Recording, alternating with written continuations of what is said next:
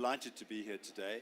Now, you might ask what an old toppy like me is doing talking about AI. I mean, I graduated literally 50 years ago, and the answer is very simple. The only doctors who are not going to be around in the future are the ones who don't use AI. So you've got to get real, and you've got to understand what AI is and what it can do for you. It's really interesting. It's not rocket science, and I brought along a book which Joe will be able to get out from underneath there, which you can pass around. It's by Dorling Kindersley, and it's a kind of primer.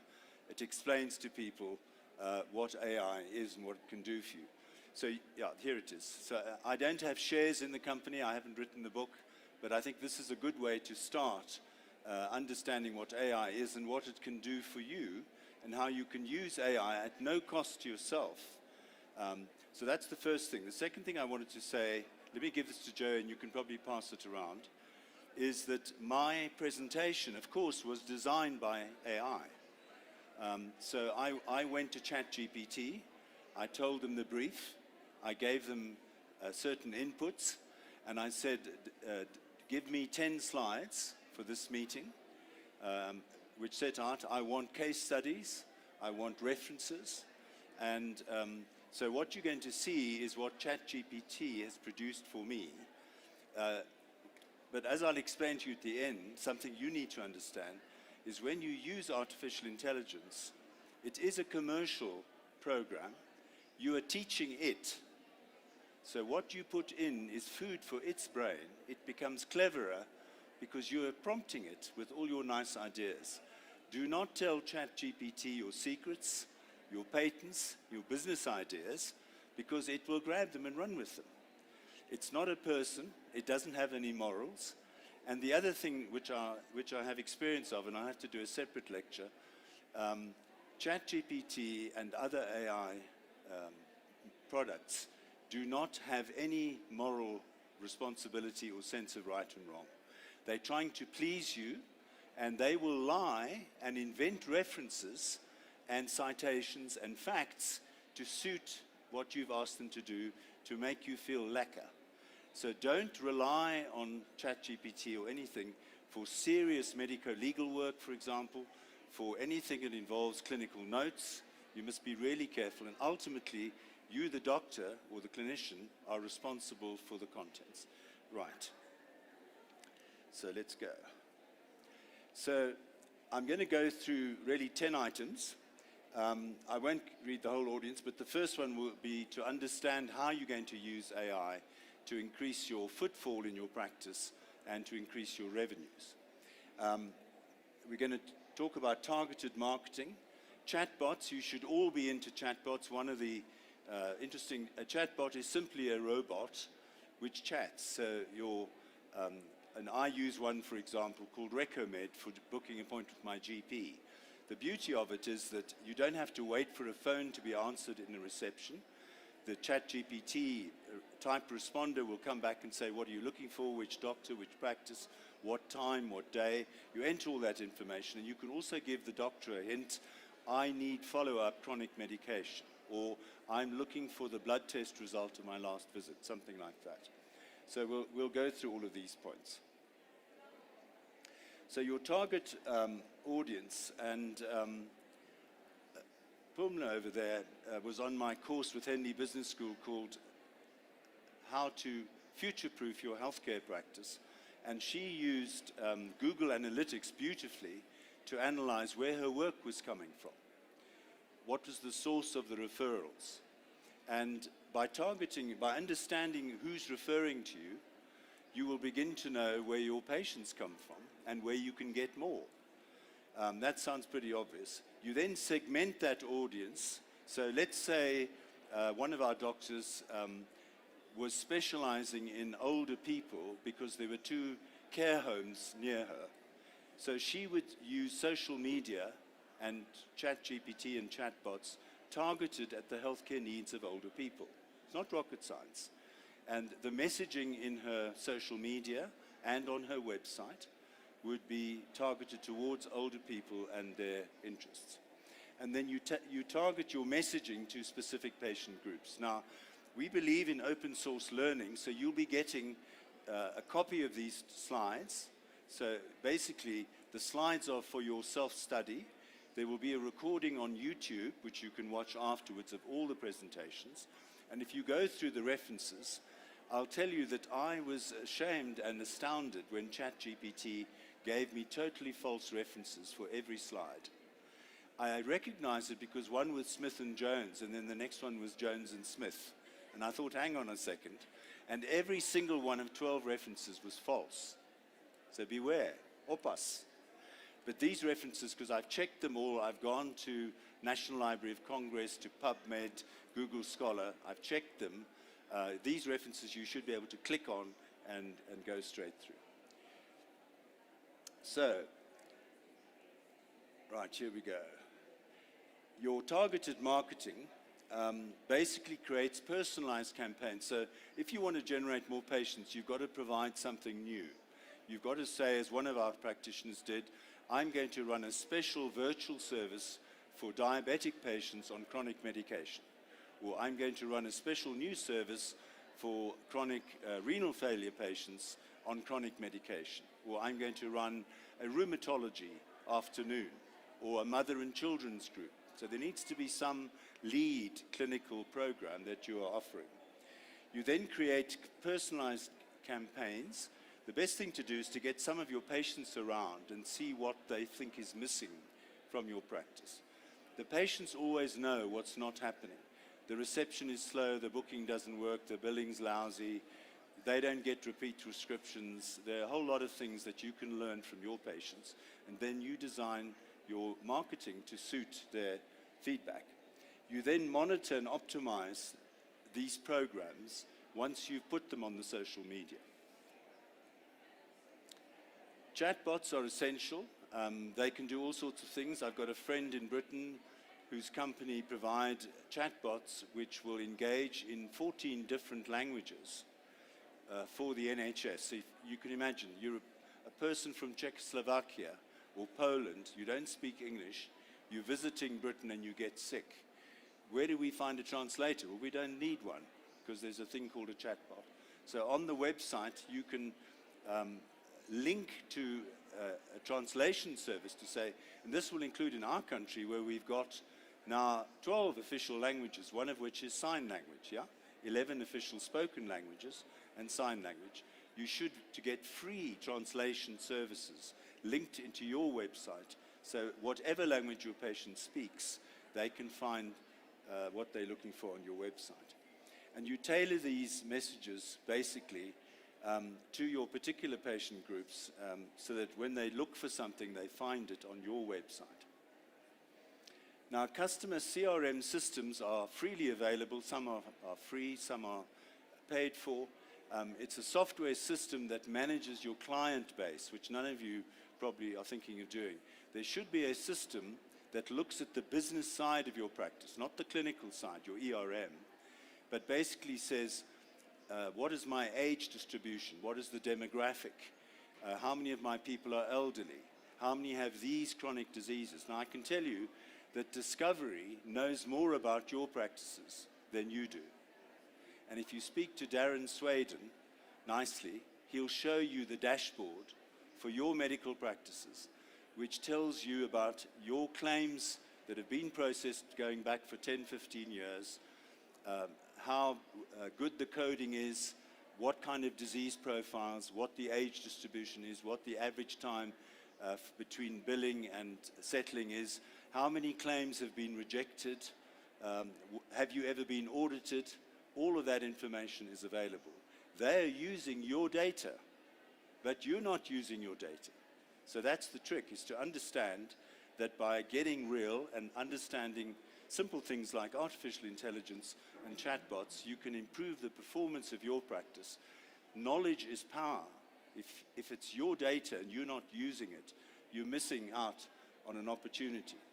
And so again, you can automate communications. You can send out SMSs to people to say, right, it's time for your annual diabetic check, or it's time for your child's vaccination, or have you done this, or have you done that, come in for it.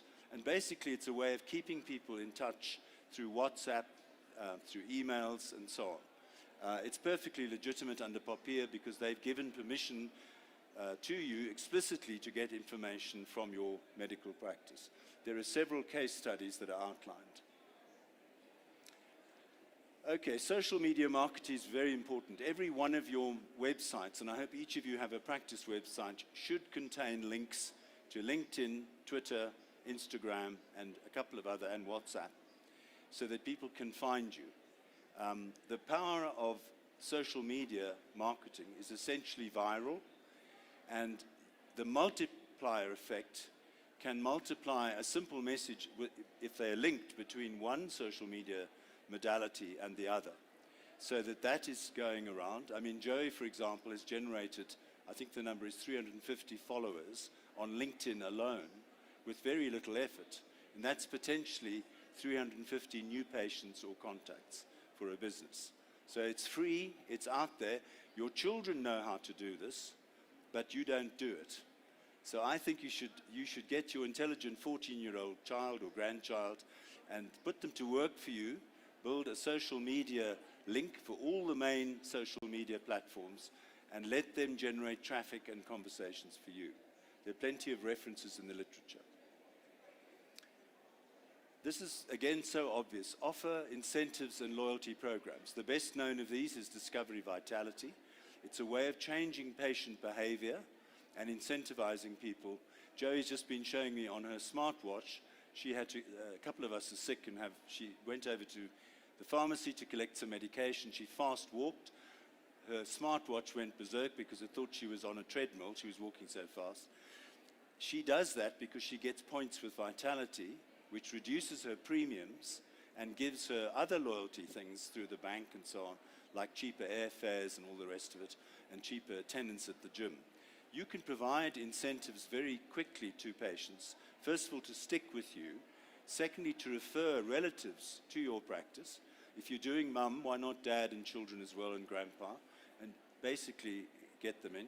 I've been with the same general practice in Cape Town for nearly 30 years, but I'm sorry to tell you, I constantly make fun of them because they are still using manila folders.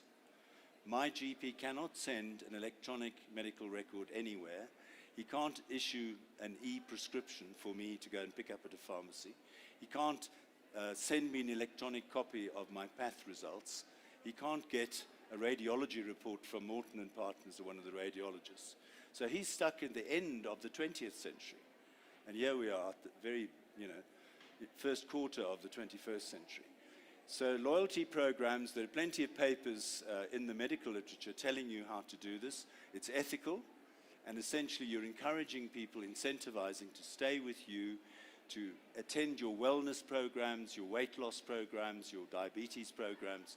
All of that brings repeat business, builds footfall and revenue. Now, you need to analyze the data. There are metrics. Google Analytics is free, which can track your web traffic and tell you how many people are looking, how many seconds they spend. The average is 8 seconds. How many actually click another link on your website.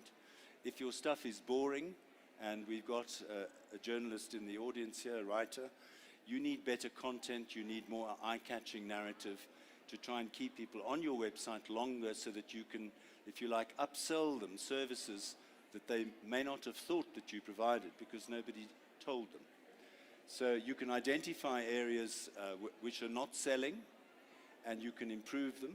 And you can also act as a source of education and health advice, whether it's on contraception, immunization, weight loss, for your patients, where they can trust you and the information you provide. And that keeps you communicating with your patients rather than just seeing them once a year. Again, there are case studies and references. For compliance and ethics, I think we've been through that a lot in the last 2 days. You need to understand the booklets that HPCSA issues, their electronic versions. You need to train your staff on patient privacy. There have been some very serious breaches of that. There's a case on CNN this morning early. A governor of a state in America issued a 5-minute video of her going to a cosmetic dentist in Texas. And the question was, what is a senior state official doing advertising some dental practice in Texas with pictures of her mouth and so on, breaching a lot of rules about confidentiality and conflict of interest, and is this a proper code of conduct for a government official? So understand POPIA, know how to implement. You need to conduct regular practice audits to see that quality outcomes are happening. Most of you don't do outcomes-based research because you don't know how. Discovery knows the outcome of your patients because it gathers the data. And it can see, for example, are your diabetics getting complications? They look for the renal complication, the ophthalmic, the diabetic foot in your diabetic patients, but you're not tracking them because you don't have software to do that for you. Artificial intelligence can do that while you sleep. And you can come in and read a report in the morning saying, yo, we're very bad at treating pregnant diabetic ladies or people with chronic renal failure. Or we don't call back people on a weight loss program who clearly are not making good progress. So if you get that kind of feedback, again, everything is about learning and listening to your patients, getting feedback through Google Analytics, getting feedback from your medical aides. They know a lot about your practice, and using these analytical processes to ensure by internal audits and external audits that your practice business side is actually working. And that's how you get footfall and revenue. You don't get footfall and revenue by working 18 hours a day, seeing all your patients, ignoring your wife and children, getting burnt out and collapsing in an alcoholic haze at the weekend. That's not going to grow the practice. A thinking practitioner has to simultaneously feed the clinical side of their practice and the business side. But unfortunately, they don't teach you this stuff at medical school. So my next course, which we've already designed, is called What They Don't Teach You at Medical School. And we can do that for nursing training, for allied health sciences. None of us learned anything about coding and billing for the real world practice. We knew nothing about health regulations. You come out with a fancy medical degree with lots of clinical knowledge, but you don't really know how to run a medical practice. So while there is guidance from the Health Professional Council, you have to do this stuff proactively in order to learn from it and run your practice like a business, which is what it is. Okay, this is a personal slide that I made that ChatGPT didn't, and I'll tell you what happened. When I was preparing the lecture with my friend ChatGPT, it gave me mostly the slides you've seen, but every single reference and every case study was false. And when I started a chat with ChatGPT and said, naughty ChatGPT, why did you do that? You've been lying, you've been fabricating. It says, I was just trying to please you, and I was giving you indicative ideas, and I was giving you examples. All it had done is taken my prompts and turned them into titles of articles, and then added Smith and Jones, or Jones and Smith, or Patel, and then put in a DOI reference. And I was very pleased that I had discovered it before, for example, I used it here as an example for you, or gave it to you as an example. So when you use ChatGPT, it has no conscience, no ethics, no professional values. It's simply a technology item. You have to keep your moral compass going, and it's your responsibility. It doesn't know right from wrong, okay? The second thing is it's got inbuilt prejudices and biases because the literature that it's using is from years ago, and that was biased and prejudiced. So be very careful. It's also being biased by the types of questions that people are, for example, people are asking lots of questions about Trump. What they're doing is teaching ChatGPT about public opinion about Trump. So if you go in and ask a question during the pre-election period, you're going to get a lot of stuff pro and anti-Trump that is not really data-driven. It's simply what ChatGPT has learned. So you need to be a little discerning.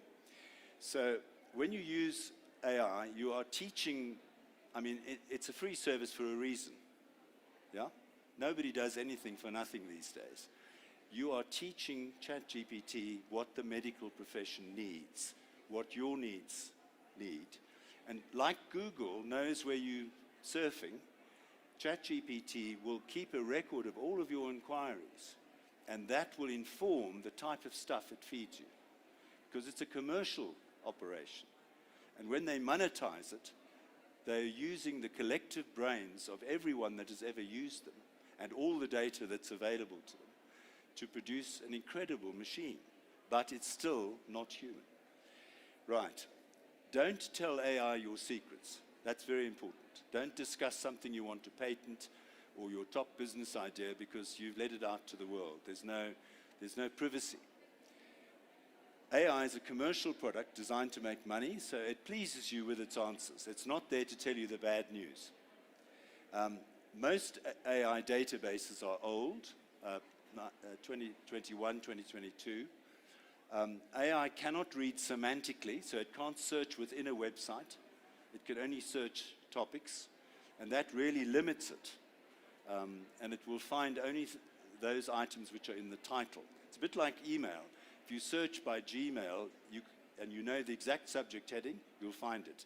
But if you try and search for a word that was in the email, you won't find it, which makes it less useful.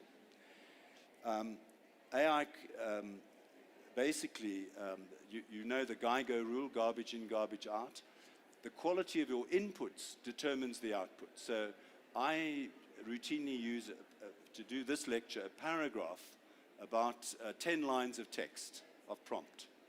You know, write a PowerPoint presentation for highly educated, IT literate doctors attending the GP Expo in Sandton, Johannesburg, giving as much demographic information as possible.